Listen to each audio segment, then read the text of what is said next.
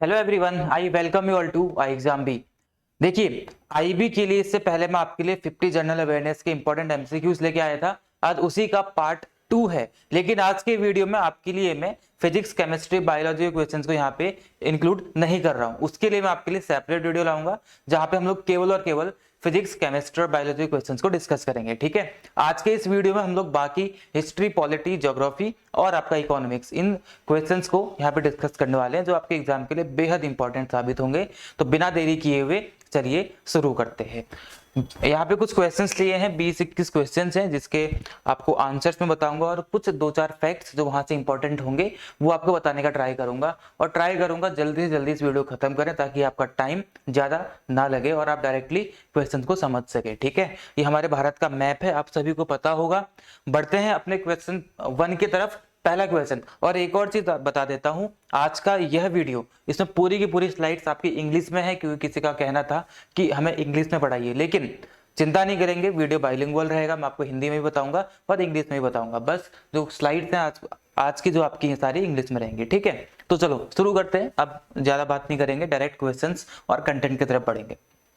पहला question, the Mauryan empire was founded by which ruler. देखिए, ancient India का जब हम लोग पढ़ते हैं तो वहां पे हम लोग क्या पढ़ते हैं, मौर्यन एम्पायर के बारे में। तो यहाँ पे पूछा जा रहा है कि जो मौर्यन एम्पायर था, मौर्य वंश था, उसकी स्थापना इन चारों में से किसके द्वारा की गई थी। ठीक है, ये आपसे पूछा जा रहा है। मैं आपको लेके चलता हूं मौर्यन एम्पायर से थोड़ा सा पहले, जिसको हम लोग बोलते हैं नंद वंश। ठीक है, इसको हम लोग क्या बोलते हैं, नंद वंश या फिर नंदा एम्पायर बोलते हैं। तो इस नंद वंश की स्थापना किसने करी थी, महापद्म नंद ने करी थी। ठीक है, इस नंद वंश की स्थापना महापद्म नंद ने करी थी। उस महापद्म नंद का ही 8th पुत्र और इस नंद वंश का आखिरी शासक हुआ करता था कौन, धनानंद। ठीक है, इसका नाम था धनानंद और कहीं कहीं पे इसको घनानंद भी बोला जाता है। तो इस नंद वंश का आखिरी संस्थापक, आखिरी रूलर कौन था, धनानंद यानी कि घनानंद था। और जब घनानंद नंद वंश पे रूल कर रहा था, लगभग उसी टाइम पे हमारे देश में, हमारे भारत या हिंदुस्तान में एंट्री होती है, इन्वेजन होता है अलेक्जेंडर का। इंग्लिश में बोलते हैं अलेक्जेंडर, हिंदी में बोलते हैं उसको सिकंदर। ठीक है, इस किसके टाइम पे होता है, नंद वंश के टाइम पे। और नंद वंश का आखिरी रूलर घनानंद, उसके टाइम पे एक फॉरेन इन्वेजन यानी कि विदेश से आक्रमण होता है सिकंदर का। यह सिकंदर कहां से आया था, यह सिकंदर आया था ग्रीस। ठीक है, ग्रीस में एक मैसेडोनिया नाम की एक जगह है, उस मैसेडोनिया नाम की जगह पे रूल करता था फिलिप, PHILIP, फिलिप। इस फिलिप का पुत्र हुआ करता था सिकंदर, जिसको इंग्लिश में बोलते हैं अलेक्जेंडर। तो नंद वंश के आखिरी रूलर धनानंद के टाइम पे फॉरेन इन्वेजन होता है सिकंदर का, और सिकंदर आता है हमारे भारत में। और इस समय पे एक इन्वेजन फॉरेन हमारे देश से पहले ऑलरेडी हो चुका था, यूनानी इन्वेजन था, उसमें रूल कर रहा था डेरियस। ठीक है, तो उन सभी को हराता हुआ सिकंदर एंट्री करता है हमारे भारत में, ऊपर जम्मू कश्मीर वाले इलाके में। अब सारे लोगों को हराता हुआ सिकंदर एंट्री करता है भारत में, और वहां पे जब सिकंदर जम्मू कश्मीर में आता है तो वहां पे एक व्यक्ति से, एक रूलर आप बेसिकली बोल सकते हैं, रीजनल रूलर, उससे इसका सामना होता है। उसका नाम था पोरस। क्या नाम था उसका, पोरस। इसका नाम आपने हमारे हिंदुस्तान में कहीं ना कहीं सुना होगा, इस नाम से एक शो भी आया करता था। तो सिकंदर की लड़ाई होती है पोरस से। इस लड़ाई को क्या बोलते हैं हम लोग, वितस्ता की लड़ाई, वितस्ता, बैटल ऑफ वितस्ता। ये क्वेश्चन आपसे पूछ सकते हैं, बैटल ऑफ वितस्ता किस किस के बीच किया गया था, सिकंदर और पोरस के बीच किया गया हुआ था। तो सिकंदर पोरस के बीच बैटल ऑफ वितस्ता लड़ाई होती है। अभी तक विवादित रहती है कौन जीता था, लेकिन हिंदुस्तान में यह माना जाता है कि पोरस इसमें जीते थे, लेकिन वेस्टर्न कंट्री के लोग मानते हैं कि पोरस हारे थे, सिकंदर जीता था, ऐसा माना जाता है। ठीक है, तो ये आता है, पोरस को हराता है, पोरस इसे जीत जाता है यहाँ पे। और किस टाइम की बात है, धनानंद के वंश रूल के टाइम की ही बात है। तो इतनी एक्स्ट्रा नॉलेज तो आपको यहाँ से मिलती है। इस सिकंदर के टाइम पे जब धनानंद यहाँ पे रूल कर रहा था, तो इस धनानंद के ही कोर्ट में एक व्यक्ति था जिसको हम लोग बोलते थे कौटिल्य या फिर चाणक्य, इसको बोला जाता था। तो चाणक्य की बेइज्जती करता है धनानंद, या फिर घनानंद इसकी बेइज्जती करता है। तब चाणक्य एक प्रतिज्ञा लेते हैं कि मैं इस वंश को खत्म करके एक नया वंश और यहाँ पे एक योग्य शासक को बैठा करके रहूंगा। और वो अपने इस प्रतिज्ञा पे खरे उतरते हैं और घनानंद को डीथ्रोन करते हैं, घनानंद को हटा देते हैं वहां से। घनानंद को हटा करके एक व्यक्ति को, जो कि निचली कास्ट का माना जाता था, या हुआ करता था उसको यहाँ पे रूलर बना देते हैं। कौन? चाणक्य या कौटिल्य। ठीक है, किसको बनाते हैं? मौर्य यानी कि चंद्रगुप्त मौर्य को। घनानंद के टाइम पे फॉरेन इन्वेजन सिकंदर का होता है, इसको डिथ्रोन करते हैं कौन? चाणक्य। और सत्ता अपने हाथ में नहीं लेते हैं बल्कि किसको दे देते हैं? चंद्रगुप्त मौर्य को। और एक नए वंश की स्थापना की जाती है, इसको बोलते हैं मौर्य एम्पायर, मौर्य वंश बोला जाता है। ठीक है, आंसर क्या हो जाएगा? चंद्रगुप्त मौर्य। चंद्रगुप्त मौर्य के बेटे का नाम बिंदुसार, और बिंदुसार की 16 वाइफ्स हुआ करती थी। इसके बेटे का नाम बिंदुसार। बिंदुसार की 16 पत्नियां, उन 16 पत्नियों में से एक पत्नी जिसका नाम था धर्मा। ठीक है, धर्मा या फिर सुभद्रांगी भी उसको बोला जाता था। तो बिंदुसार की 16 पत्नी में से एक पत्नी कौन? धर्मा। उस धर्मा का एक पुत्र कौन? अशोका, जो कि सबसे महान माना जाता है, सम्राट अशोक बोलते हैं। तो कौन? चंद्रगुप्त के बेटे बिंदुसार का बेटा सम्राट अशोक हुआ करता था। बिंदुसार की 16 पत्नियां और 101 इसके पुत्र हुआ करते थे। उन 101 पुत्रों में से एक था कौन? सम्राट अशोक। समझ रहे हैं इसको? तो बिंदुसार का बेटा अशोक हुआ करता था। तो वंश, मौर्य वंश की स्थापना चंद्रगुप्त मौर्य ने करी थी। बढ़ते हैं आगे अगले क्वेश्चन की तरफ, बहुत डिटेल में हो गया। Second question, who was the leader of the Indian national Congress when India achieved independence from British rule? जब भारत को अंग्रेजों से आजादी मिली थी तो उस समय पे जो भारतीय राष्ट्रीय कांग्रेस थी उसके अध्यक्ष कौन हुआ करते थे? लीडर कौन हुआ करते थे? यह आपसे पूछा जा रहा है। सन 1875 में नेशनल कांग्रेस की स्थापना की गई थी। जो आज कांग्रेस है इसकी स्थापना 1875 में हुई थी। एलन ऑक्टेवियन ह्यूम के द्वारा इसको किया गया था। एओ ह्यूम के द्वारा इसकी स्थापना की गई थी। तो इसके लीडर कौन थे? जब भारत आजाद हुआ था तो इसके लीडर हुआ करते थे कौन? जवाहरलाल नेहरू जी हुआ करते थे इसके लीडर। ठीक है, आईएनसी के लीडर यह हुआ करते थे। और यही हमारे स्वतंत्र भारत के पहले प्रधानमंत्री बने जवाहरलाल नेहरू 1947 यानी कि 1947 से लेकर के 1964 जिस वर्ष इनकी मृत्यु हुई, इस वर्ष तक यह भारत के पहले प्रधानमंत्री के तौर पे रहे थे। जवाहरलाल नेहरू एक महात्मा गांधी के काफी करीबी माने जाते थे, और महात्मा गांधी की तरह ही यह भी एक एक समाजवादी विचारधारा रखा करते थे। सोशलिस्टिक आइडियोलॉजी, समाजवादी विचारधारा जवाहरलाल नेहरू की हुआ करती थी। और इसी के चलते इनका मानना था कि हमें अपने भारत को एक मिक्स्ड इकोनॉमी की तरफ लेके जाना चाहिए, यानी कि मिश्रित अर्थव्यवस्था हमारे भारत में बनाई जानी चाहिए। अर्थव्यवस्था 3 तरीके की होती है। एक होती है समाजवादी जिसको बोलते हैं हम लोग सोशलिस्टिक, एक होती है कैपिटलिस्टिक जिसको बोलते हैं पूंजीवादी। ठीक है, क्योंकि जवाहरलाल नेहरू समाजवादी विचारधारा के हुआ करते थे, लेकिन साथ साथ वो चाहते थे देश का विकास भी होना चाहिए। इसीलिए उन्होंने बोला कि हमारी जो अर्थव्यवस्था है ना समाजवादी हो ना पूंजीवादी हो, वो इन दोनों का मिश्रण हो, जिसको बोलते हैं मिश्रित अर्थव्यवस्था। क्या बोलते हैं इसको? मिश्रित अर्थव्यवस्था। तो जवाहरलाल नेहरू क्या बनाना चाहते थे? इसको एक मिश्रित अर्थव्यवस्था बनाना चाहते थे, जो कि वर्तमान में भी हमारी अर्थव्यवस्था कैसी है? मिश्रित अर्थव्यवस्था है। इसमें सोशल वेलफेयर यानी कि समाज की भलाई के साथ साथ देश के डेवलपमेंट यानी कि विकास पे भी ध्यान दिया जाता है।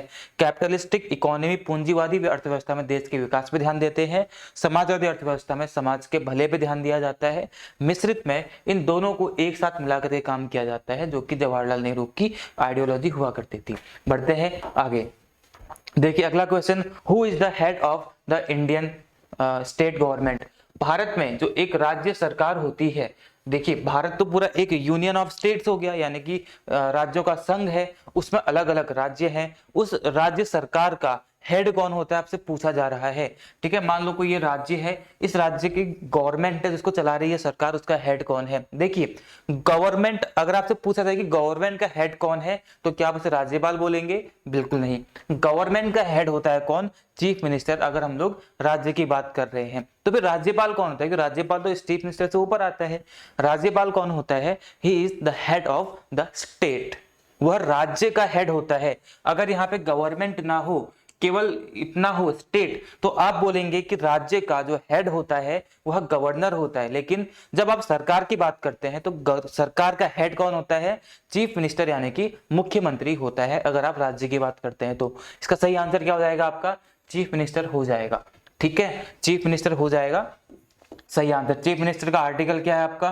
कौन से आर्टिकल में इसकी बात की गई है? 174 में बताया गया है कि एक चीफ मिनिस्टर जिसको अपॉइंट कौन करेगा? इसको अपॉइंट करेगा कौन? राज्यपाल। चीफ मिनिस्टर और प्रधानमंत्री हमेशा नियुक्त होते हैं, इनको इलेक्ट नहीं किया जाता है, लेकिन राष्ट्रपति और राज्यपाल हमेशा इलेक्ट होते हैं, इनको अपॉइंट नहीं किया जाता है। चीफ मिनिस्टर यानी कि मुख्यमंत्री को कौन नियुक्त करता है? चीफ मिनिस्टर को नियुक्त करता है राज्यपाल और प्रधानमंत्री को नियुक्त करता है राष्ट्रपति। ठीक है, तो 174 में अपॉइंटमेंट ऑफ चीफ मिनिस्टर बताया गया है। और चीफ मिनिस्टर कौन होगा? चीफ मिनिस्टर होगा काउंसिल ऑफ मिनिस्टर का हेड, उनका ही एक मुखिया होगा। कौन? चीफ मिनिस्टर यानी कि मुख्यमंत्री। तो गवर्नमेंट का हेड कौन? मुख्यमंत्री, लेकिन राज्य का हेड कौन? वह गवर्नर। ऐसे ही अगर आप संसद मतलब केंद्र में आते हैं तो केंद्र में देश का हेड कौन? प्रेसिडेंट, लेकिन जो गवर्नमेंट है देश की उसका हेड कौन? फिर प्रधानमंत्री हो जाएगा। ठीक है, अंतर को ध्यान रखेंगे। आगे बढ़ते हैं। The Indus valley civilization was primarily located in which modern day country? वर्तमान में कंट्रीज जिस तरीके से बढ़ चुकी हैं, अलग अलग बाउंड्रीज हैं, तो इंडिया, पाकिस्तान, बांग्लादेश अलग अलग है। तो जब इंडस वैली सिविलाइजेशन थी तो वह उस समय पे किसमें मतलब कहाँ पे थी? जो आज कौन सा देश बन चुका है, आपसे बेसिकली ये पूछ रहे हैं। आपके सामने एक मैप लेके आता हूँ। 3300 बीसी से लेकर के 3300 बीसी से लेकर के 1400 बीसी के बीच में 1300 बीसी तक चली थी कौन सी? आईवीसी यानी कि इंडस वैली सिविलाइजेशन, सिंधु घाटी सभ्यता का कार्य मतलब इसका पीरियड माना जाता है। इसकी मैच्योर अवस्था कब मानी जाती है? 2600 बीसी से लेकर के 1900 बीसी के बीच में इसकी मैच्योर यानी कि इसमें ये बहुत ज्यादा एक्टिव सिविलाइजेशन थी, ऐसा माना जाता है। ठीक है, तो जो आईवीसी है वो पहले कहां पे हुआ करती थी? इस एरिया में, जो कि अफगानिस्तान, भारत और पाकिस्तान का एरिया है। अगर आप देखेंगे तो आपको यह कैसा शेप दिखेगा? एक ट्राइंगुलर शेप दिखेगा। कभी कभी आपसे पूछते हैं कैसी किस शेप में थी, तो इसको बोलेंगे त्रिभुजाकार शेप, इसको बोला जाता है। ठीक है, तो उस टाइम पे आईवीसी यहाँ पे फैला करती थी, जो आज वर्तमान में कहाँ पे है? यह आपका पाकिस्तान का मेजरली एरिया कौन सा? पाकिस्तान का। तो आपसे अगर वर्तमान में पूछा जाए कहाँ पे है इन सिंधु घाटी सभ्यता, तो आप बोलेंगे पाकिस्तान में है मेजरली। ठीक है, इसमें दो फेमस साइट्स, एक हड़प्पा और एक मोहनजोदाड़ो। क्योंकि हड़प्पा की खोज पहले की गई थी, तो आईवीसी का दूसरा नाम क्या बोला जाता है? हड़प्पा सभ्यता भी इसको बोला जाता है। हड़प्पन सिविलाइजेशन या फिर इंडस वैली सिविलाइजेशन, दोनों एक ही बात है। जिसका शेप ट्राइंगुलर शेप है, जो वर्तमान के भारत, पाकिस्तान और अफगानिस्तान में है। मेजरली कहां पे है? ये पाकिस्तान में है। ठीक है, और पाकिस्तान और इंडिया जब एक हुआ करते थे, वहां पे पंजाब था, उस पंजाब के इलाके में बहुत ज्यादा एक्टिव थी कौन सी? हड़प्पा। तो हड़प्पा कहां पे थी? पंजाब में, जो कि वर्तमान में पाकिस्तान में जा चुका है, लेकिन पहले हिंदुस्तान में भी हुआ करता था। आगे बढ़ते हैं। Which of the following is not a part of the Indian Parliament? Indian parliament यानी कि संसद, जो भारत की संसद है, इनमें से कौन उस संसद का हिस्सा नहीं है? आप सभी को बताना है। देखिए, जो गवर्नमेंट होती है, गवर्नमेंट के तीन हिस्से होते हैं। जो भारत है इसमें गवर्नमेंट के तीन हिस्से होंगे। सबसे पहले एग्जीक्यूटिव, दूसरी लेजिस्लेचर, तीसरी आपकी जुडिशरी, मतलब कार्यपालिका, विधायिका और न्यायपालिका, ये तीन होते हैं। कार्यपालिका जो कार्य करती है, विधायिका जो नियम कानून बनाती है, जुडिशरी जो अपना न्याय देगी उस पे। ठीक है, जुडिशरी, ये तीन होते हैं। अब जो इसमें लेजिस्लेचर है, विधायिका है, विधायिका के अंदर कौन आता है? पार्लियामेंट यानी कि संसद आती है। ठीक है, इसके अंदर कौन आएगा? संसद यानी कि पार्लियामेंट आएगी। इस पार्लियामेंट के तीन ऑर्गन्स होते हैं, तीन पार्ट होते हैं। इस पार्लियामेंट के तीन पार्ट कौन कौन से आपसे पूछ रहा है, यानी कौन सा नहीं है वो बता रहा है। ठीक है, अब देखो, पार्लियामेंट को आप एक स्कूल की तरह समझ लो। ठीक है, parliament is equal to school, assume कर लो।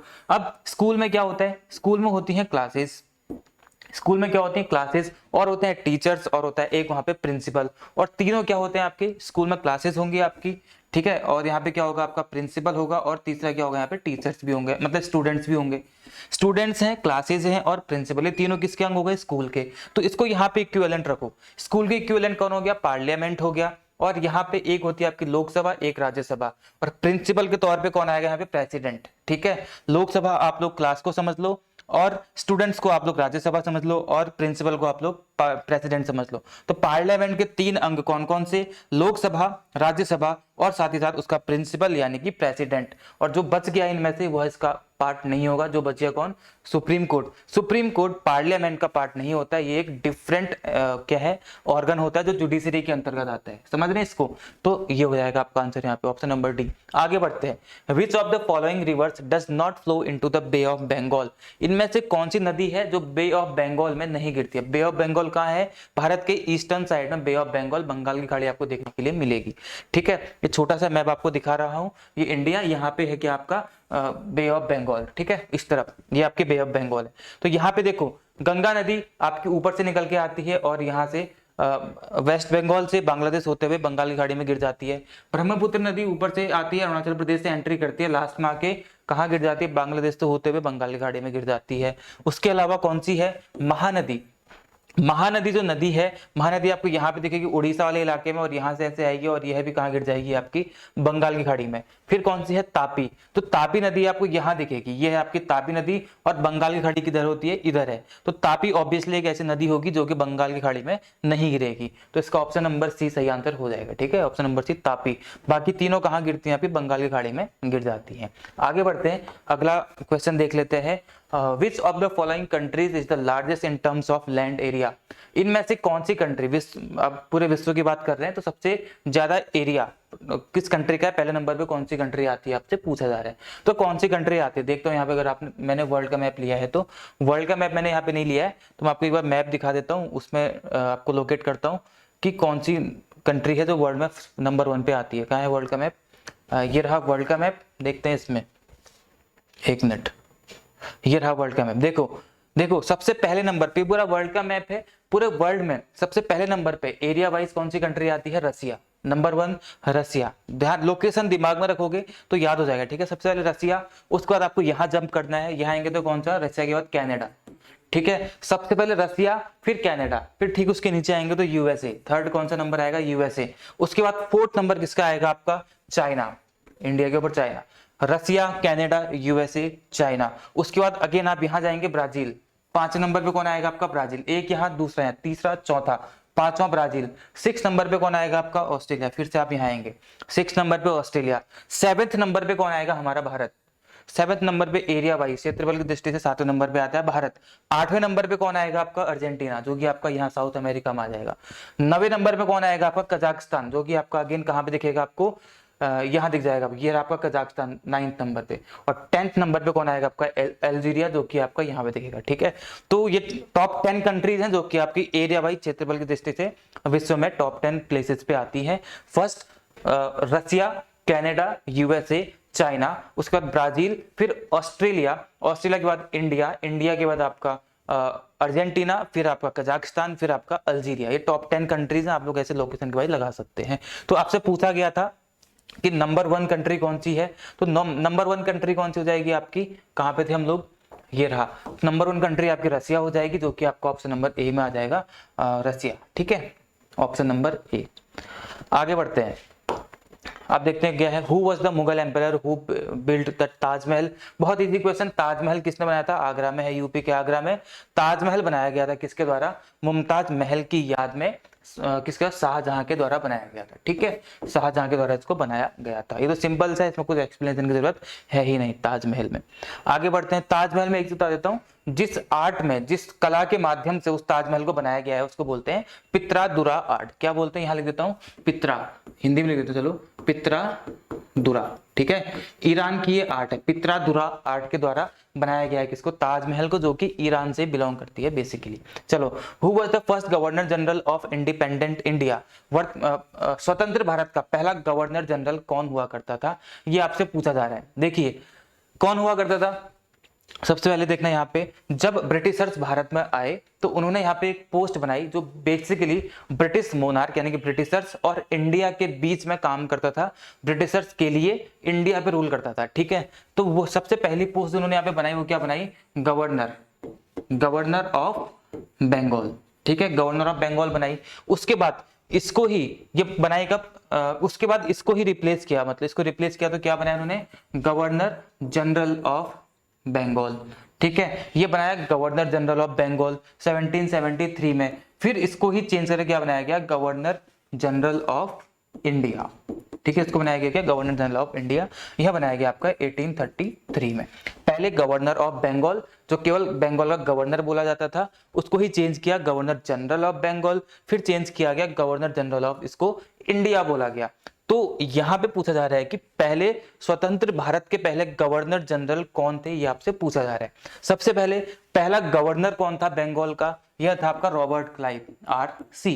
कौन था, रॉबर्ट क्लाइव। उसके बाद गवर्नर जनरल ऑफ बंगाल कौन हुआ करता था, यह हुआ करता था कौन, वॉरेन हेस्टिंग्स, WH।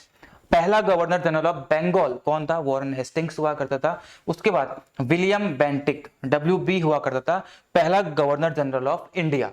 पहला गवर्नर जनरल ऑफ इंडिया कौन था? William Bentinck. Governor general of Bengal कौन था? पहला Warren Hastings. Governor of Bengal कौन था? Robert Clive. लेकिन क्वेश्चन क्या पूछ रहे हैं, देखो यहाँ पे डाउट नहीं करना, क्योंकि governor general of India, governor general of India, लेकिन ये पूछ रहे हैं इंडिपेंडेंट इंडिया, स्वतंत्र भारत का पहला गवर्नर जनरल कौन था? तो वह थे हमारे चक्रवर्ती राजगोपालाचारी, ऑप्शन नंबर सी। अगर इंडिपेंडेंट ना हो तो आप बताएंगे विलियम बेंटिंक, अगर इंडिपेंडेंट लग गया तो आप बताएंगे चक्रवर्ती राजगोपालाचारी। ठीक है, इतना सा बताना था। इसके बाद जो पोस्ट बनी उसको क्या बोला गया? वाइसराय बोला गया था। ठीक है, वाइसराय वगैरह, मतलब हाँ, इसके बाद वाइसराय बोला गया था। आगे बढ़ते हैं, चलो। Who has the power to remove the vice president of India from office? उपराष्ट्रपति को उसके पद से कौन हटा सकता है? ये पावर किसके पास है? ऑब्वियसली किसके पास होगी? खुद ही देख के होता, राष्ट्रपति के पास होगी, प्रधानमंत्री के पास होगी, CJI यानी कि जो सुप्रीम कोर्ट का चीफ जस्टिस होता है उसके पास होगी, स्पीकर ऑफ लोकसभा के पास होगी। बहुत सिंपल सा आंसर है, इसमें कोई मतलब डीप जाने की जरूरत है ही नहीं। आंसर क्या हो जाएगा इसका? प्रेसिडेंट यानी कि राष्ट्रपति। राष्ट्रपति हटा सकता है किसको? वाइस प्रेसिडेंट को। बहुत सिंपल सा। आगे बढ़ते हैं। Which river is the longest? ये ऐसे कैसे हो गया? Which river is the longest in the world? पूरे वर्ल्ड में सबसे लंबी नदी कौन सी है आपसे पूछा जा रहा है। कौन सी है? नाइल, अमेजन, यांगती या मिसिसिपी? पूरे विश्व में सबसे बड़ी नदी कौन सी है? नाइल यानी कि नील नदी है। अब नील नदी कहाँ बहती है? इसका आंसर क्या हो जाएगा? नील नदी। कहाँ बहती है ये? इजिप्ट में। इजिप्ट, जिसको हम लोग हिंदी में क्या बोलते हैं? इसको बोलते हैं मिस्र। क्या बोलते हैं इसको? मिस्र। देखिए, मिस्र का एक हिस्सा है जो कि हमारे एशिया में लाई करता है। वैसे तो जो मिस्र है वह मिस्र कहाँ पे देखने को मिलेगा आपको? देखो मैं दिखा देता हूँ। मिस्र आपको देखने के लिए मिलेगा यहाँ पे, ये आपका इजिप्ट जो कि आपका अफ्रीकन कॉन्टिनेंट है, वहां पे मिस्र देखने के लिए मिलेगा यहाँ पे। लेकिन इस मिस्र का एक हिस्सा एशिया में आता है, जिसको हम लोग क्या बोलते हैं? सिनाई बोलते हैं। क्या बोलते हैं? सिनाई। इस इजिप्ट की राजधानी क्या है? काहिरा। इंग्लिश वाले बोलेंगे कायरो, हिंदी वाले बोलेंगे काहिरा। ठीक है, इस एशिया वाले इजिप्ट और अफ्रीका वाले इजिप्ट के बीच में जो एक नहर है, इसको बोलते हैं सुएज कैनाल। क्या बोलेंगे उसको? सुएज कैनाल, जो कि कृत्रिम कैनाल है, सुएज कैनाल। इजिप्ट की बात कर लेते हैं। इजिप्ट के क्या फेमस है? पिरामिड। इजिप्ट में पिरामिड सबसे ज्यादा फेमस है। और जो इजिप्ट के पिरामिड है सबसे ज्यादा फेमस कहाँ के हैं? वहां के एक शहर गीजा। तो गीजा का शहर कहाँ है? इजिप्ट में है। और इस गीजा शहर के पिरामिड सबसे ज्यादा फेमस है, जो कि क्वेश्चन आपसे कई बार पूछा गया एग्जाम्स में। ठीक है, गीजा शहर कहाँ है? इजिप्ट या मिस्र में है। ठीक है, आगे बढ़ते हैं। विश्व की सबसे पुरानी सभ्यताओं में से एक है ही कौन सी? मिस्र की सभ्यता है। मिस्र की सभ्यता हो गई, मेसोपोटामिया की सभ्यता हो गई, और एक हमारी इंडस वैली सिविलाइजेशन। ये सब विश्व की सबसे 3 पुरानी मानव सभ्यताएं हैं। आगे बढ़ते हैं, चलो। विच of the following states does not share a border with Bangladesh? इनमें से कौन सा स्टेट है जो बांग्लादेश के साथ बॉर्डर शेयर नहीं करता है? आसाम, मेघालय, त्रिपुरा, उड़ीसा। इसके लिए हमें मैप में जाना पड़ेगा। ये आपके सामने मैप है, 4 ऑप्शन है यहाँ पे। सबसे पहले बांग्लादेश आपको बताना चाहिए, यह है आपका बांग्लादेश। ठीक है, ये आपका बांग्लादेश है। तो इनमें से कौन सा टच नहीं कर रहा है? सबसे पहले आसाम में आ जाओ। आसाम है आपका ये वाला, और आसाम यहाँ पे आके बांग्लादेश में टच हो जाता है। ठीक है, उसके बाद मेघालय। मेघालय तो ऑब्वियसली टच होता ही है बांग्लादेश में यहाँ पे। उसके बाद त्रिपुरा। त्रिपुरा कहाँ पे आपको देखने के लिए मिलेगा? देखिए, ये आपका त्रिपुरा, और त्रिपुरा बांग्लादेश में टच हो रहा है। उसके बाद उड़ीसा। उड़ीसा कहाँ पे है? यहाँ पे है। तो उड़ीसा बांग्लादेश में टच नहीं हो रहा है। तो इसका आंसर क्या हो जाएगा आपका? ऑप्शन नंबर डी, उड़ीसा हो जाएगा। ठीक है, बांग्लादेश हमारा पड़ोसी देश होने के साथ साथ बॉर्डरिंग कंट्री भी है, सीमा लगने वाला देश भी है। ठीक है, बांग्लादेश 1971 में जब पाकिस्तान के साथ युद्ध हुआ था हमारा, तब हमने बांग्लादेश को आजाद कराया था। पहले यह बांग्लादेश इस पाकिस्तान का ही हिस्सा हुआ करता था। इसको हम लोग बोलते थे पूर्वी पाकिस्तान, क्योंकि ये ईस्ट में है, तो इसलिए इस पाकिस्तान, इसको क्या बोलते थे? पूर्वी पाकिस्तान बोलते थे। लेकिन जब अलग कर दिया गया तो इसको क्या बोला गया? बांग्लादेश बोला गया। ठीक है, अब बांग्लादेश कौन सा था? यह पूरा बांग्लादेश था यहाँ पे। लेकिन जब भारत के साथ इसका विभाजन किया गया था, जब 1902 में विभाजन हुआ था, तो ये बांग्लादेश अलग, ये अलग। तो ये ईस्ट में है तो इसलिए ये ईस्ट बंगाल हुआ, और यह वेस्ट में है तो यह वेस्ट बंगाल हुआ, जो कि हमारे इंडिया में आता है। 1902 में इसका विभाजन किया गया। ठीक है, वेस्ट बंगाल, ईस्ट बंगाल। और ईस्ट बंगाल पहले क्या हुआ करता था? ईस्ट पाकिस्तान हुआ करता था। तो 1971 की लड़ाई में आजाद कराया गया। The reserve bank of India is responsible for regulating which sector of the Indian economy? इनमें से भारतीय अर्थव्यवस्था का ऐसा कौन सा सेक्टर है जिसको रेगुलेट करने के लिए रिस्पॉन्सिबल है? आरबीआई। तो आरबीआई किसको रेगुलेट करता है? बैंक्स को। अब बैंक्स कहाँ पे है? बैंकिंग एंड फाइनेंस में आ जाएगा। ऑब्वियसली सही आंसर क्या हो जाएगा आपका?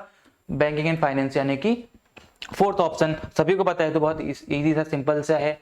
और प्रेजेंट गवर्नर कौन, शक्तिकांत दास हैं।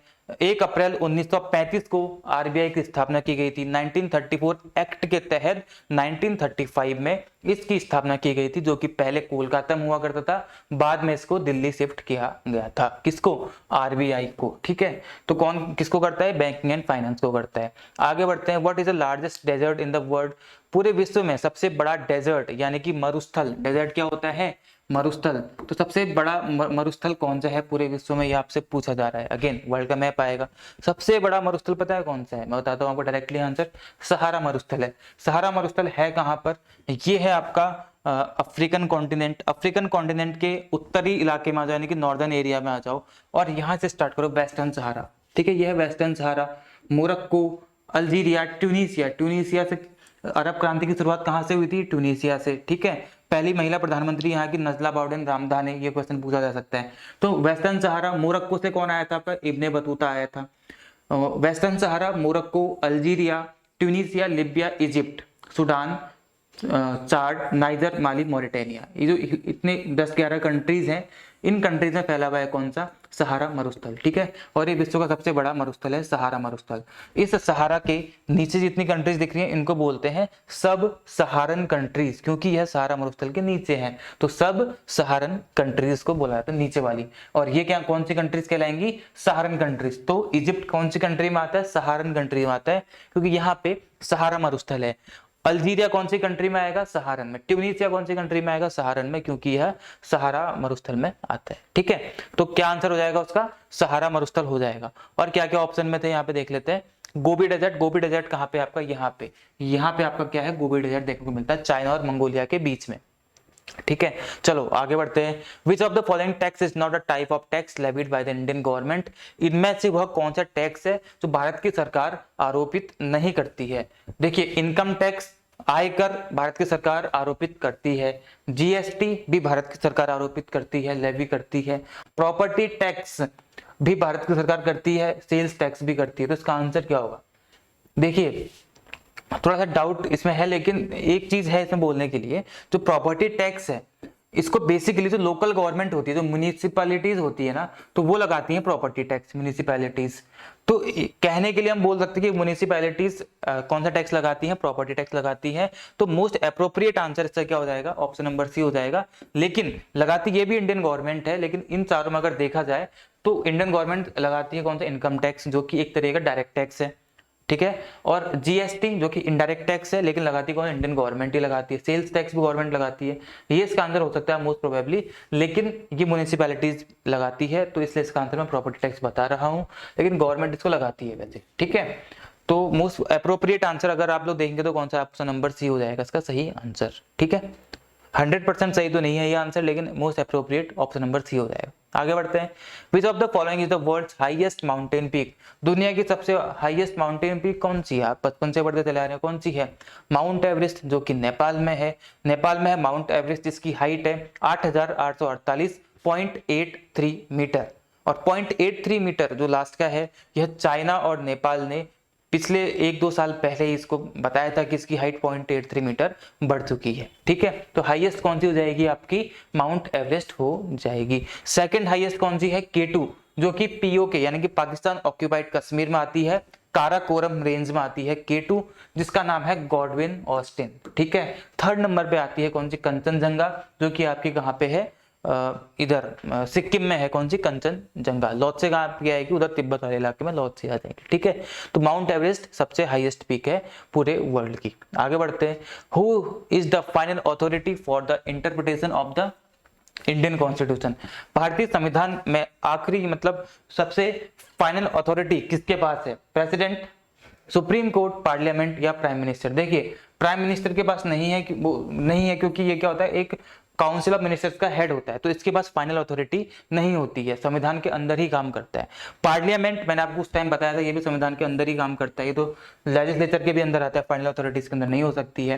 प्रेसिडेंट भी नहीं, क्योंकि यह पार्लियामेंट के अंदर आता है, तो इसके पास भी कोई फाइनल अथॉरिटी नहीं होती। लेकिन सुप्रीम कोर्ट, हालांकि यह संविधान के अंदर आता है, लेकिन अलग से एक ऑर्गन है सुप्रीम कोर्ट, आपके फंडामेंटल राइट्स का गार्जियन भी कौन कहलाता है, वो कहलाता है कौन, सुप्रीम कोर्ट। इसीलिए फाइनल अथॉरिटी किसके पास कहलाएगी आपकी, option number B supreme court के पास, यानी कि जुडिशरी के पास चले जाएगी। ठीक है, फाइनल अथॉरिटी सुप्रीम कोर्ट जो बोलेगा वह हो जाएगा, क्योंकि supreme court is court of records. ठीक है, आगे बढ़ते हैं। Which of the following is a fundamental right guaranteed by the Indian Constitution? इनमें से कौन सा फंडामेंटल यानी कि मूल अधिकार है जो संविधान के द्वारा आपको दिया गया है? संविधान के द्वारा पार्ट 3 में आर्टिकल नंबर 12 से लेकर के 35 तक फंडामेंटल राइट्स के बारे में बताया गया है। तो फंडामेंटल राइट्स 12 से लेकर 35 तक है। इसी के बीच में जो इनमें से आर्टिकल होगा वही आपका क्या कहलाएगा, इंडियन कॉन्स्टिट्यूशन के द्वारा गारंटी किया गया फंडामेंटल राइट होगा। Right to vote article number 325 में है। हालांकि यह भी आपका एक राइट है, लेकिन ये आर्टिकल नंबर 325 में है, तो इसके बीच में नहीं आ रहा है। राइट टू एजुकेशन आपका आर्टिकल नंबर 21A में आता है। ठीक है, ये इसके बीच में आ रहा है। राइट टू प्रॉपर्टी आपका अब नहीं है, पहले था, अब इसको हटा दिया गया है। ठीक है, राइट टू बियर आर्म्स तो रख ही नहीं सकते आप, तो ये तो है ही नहीं। ठीक है, तो कौन सा आंसर हो जाएगा आपका, ए या बी में से एक होगा। जो ए है यह भी एक आपका अधिकार है जो कि आपसे कोई छीन नहीं सकता। आपको वोट देना है तो आप दे सकते हैं, लेकिन आप उस पर्टिकुलर एज तक होने चाहिए। ठीक है, no person can be discriminated for voting और फॉर वोटिंग। कोई किसी व्यक्ति को वोटिंग के लिए डिस्क्रिमिनेट आप लोग नहीं कर सकते हैं, एज के आधार पे नहीं, एज के आधार पे कर सकते हैं, बाकी उसकी भाषा, क्षेत्र, रीजन, इस आधार पे आप उसको वोटिंग से डिस्क्रिमिनेट नहीं कर सकते हैं। ठीक है, तो यहाँ पे क्या है, ये आपका अधिकार है, लेकिन यह एक संवैधानिक अधिकार है। कैसा अधिकार है ये, कॉन्स्टिट्यूशनल यानी कि संवैधानिक अधिकार है। तो ये आपके फंडामेंटल तो है, लेकिन साथ साथ संवैधानिक अधिकार है। तो इसमें से कौन सा राइट है, फंडामेंटल राइट कौन सा है, basically option number B right to education है, जो कि आर्टिकल 21A में है। 44th कॉन्स्टिट्यूशन अमेंडमेंट के द्वारा इसको लाया गया था, right to education, fundamental right, क्योंकि यह 12 से 35 के बीच में आता है और ये आपका कॉन्स्टिट्यूशनल राइट है, संवैधानिक अधिकार है। संविधान में छेड़छाड़ करके इसमें कुछ ना कुछ चेंज किया जा सकता है। ठीक है, आगे बढ़ते हैं। Who was the Mughal emperor who built the Taj Mahal? ये तो हम कर चुके हैं, रिपीट हो गया question. Which of the following is not a component of gross domestic product? GDP यानी कि सकल घरेलू उत्पाद, इनमें से कौन सा कंपोनेंट नहीं है? जीडीपी क्या होती है, एक फाइनेंशियल ईयर में, एक वित्तीय वर्ष में, एक देश की बाउंड्री के अंदर जितनी भी वैल्यू का आपने प्रोडक्ट यानी कि उत्पाद को उत्पादन किया है या जितनी भी सेवाएं दी हैं, उस उत्पादित वस्तु और उस सेवा का जितना भी वैल्यू है, जितना भी प्राइस है, उसको हम लोग क्या बोलते हैं, जीडीपी बोलते हैं। लेकिन ये डोमेस्टिक बाउंड्री के अंदर, भारत की बाउंड्री के अंदर होगा, तो इसको हम लोग क्या बोलेंगे, इसको बोलेंगे जीडीपी। और यहीं पे एक टर्म आती है जीएनपी यानी gross national product. National product में आता है कि डोमेस्टिक के बाहर भी अगर आप लोग इंक्लूड कर लेंगे, कि मान लो अमेरिका में भी हम लोग ने प्रोड्यूस किया और वहां पे सर्विसेज दी, तो उसको भी आप लोग इंक्लूड कर लेंगे, तो वो आपका आएगा जीएनपी में। लेकिन जीडीपी में अमेरिका वाला काउंट नहीं होगा, केवल और केवल डोमेस्टिक बाउंड्री के अंदर वाला काउंट होगा। तो इनमें कौन कौन से उसके फैक्टर होते हैं, पर्सनल कंजम्पशन, कि आपने जो उपभोग किया है तो वो भी तो आपने सेवाओं को ही तो लिया है, तो सेवाएं किसने दी, गवर्नमेंट ने आपको दी, तो ये इसका कंपोनेंट हो जाएगा। पर्सनल कंजम्पशन जो आपका उपभोग है वो भी आपका देश के भीतर है। गवर्नमेंट की स्पेंडिंग, ऑब्वियसली गवर्नमेंट स्पेंड कर रही है तो आपको सेवाएं दे रही है, वो भी आपका जीडीपी में आएगा। उसके अलावा नेट एक्सपोर्ट्स, जो भी उन्होंने एक्सपोर्ट किए होंगे वो भी आपको ऑब्वियसली जीडीपी में आएगा। लेकिन population growth, option number D, इसका कहीं पे भी जिक्र यहाँ पे नहीं किया जाता है, इसलिए इसका सही आंसर क्या हो जाएगा आपका, option number D, population growth इसका सही आंसर हो जाएगा। आगे बढ़ते हैं। Who painted the famous painting Mona Lisa? Mona Lisa जो कि एक बहुत ही फेमस पेंटिंग है, स्टैटिक जीके का सवाल है, किसने इसको पेंट किया था आपको बताना है। विंसेंट वान गो या Pablo Picasso, Leonardo da Vinci या माइकलएंजेलो? ठीक है, किसके द्वारा किया गया था इसको, लियोनार्डो दा विंसी के द्वारा इसको पेंट किया गया था। ऑप्शन नंबर सी इसका सही आंसर हो जाएगा। ठीक है, लियोनार्डो दा विंसी के द्वारा। चलो आगे बढ़ते हैं। इतने ही क्वेश्चंस थे आपके, ठीक है, कम से कम 20 से 21 क्वेश्चंस रहे होंगे। तो आई होप आपको यह वीडियो सही लगा होगा, जहां पे हमने 20 एमसीक्यूज आपके जनरल अवेयरनेस से देखे, हिस्ट्री, पॉलिटी, इकोनॉमिक्स और ज्योग्राफी से। आगे आने वाले वीडियो में आपके लिए मैं लेके आऊँ केवल और केवल फिजिक्स, केमिस्ट्री और बायोलॉजी से क्वेश्चन, जहां पे ये क्वेश्चंस आपके नहीं रहेंगे। ठीक है, वो आपका पार्ट 3 रहेगा, उसके बाद फिर से हम इसको कंटिन्यू करेंगे, जहां पे अगेन हम लोग ऐसे ही क्वेश्चंस को पढ़ते रहेंगे। लास्ट में आपको हमारे चैनल को सब्सक्राइब कर लेना है और बेल आइकन दबा लेंगे ताकि कंटेंट आपसे मिस ना हो। टेलीग्राम चैनल को आप लोग ज्वाइन कर लेंगे एसएससी भी, साथ साथ हमारा जनरल अवेयरनेस के लिए बीपीडिया चैनल है टेलीग्राम पे, उसको भी आप लोग ज्वाइन कर सकते हैं। कुछ सुझाव रहता है आपका तो आप लोग कमेंट सेक्शन में डालिए, उसको इंप्रूव करने का ट्राई मैं जरूर करूंगा, ठीक है। तो फिर आपसे हम मिलेंगे नेक्स्ट वीडियो में, जहाँ पे हम और अच्छे क्वेश्चन को करेंगे। तब तक ख्याल रखेंगे, आपके एग्जाम्स के लिए आपको all the very best and be 50% faster. Thank you all.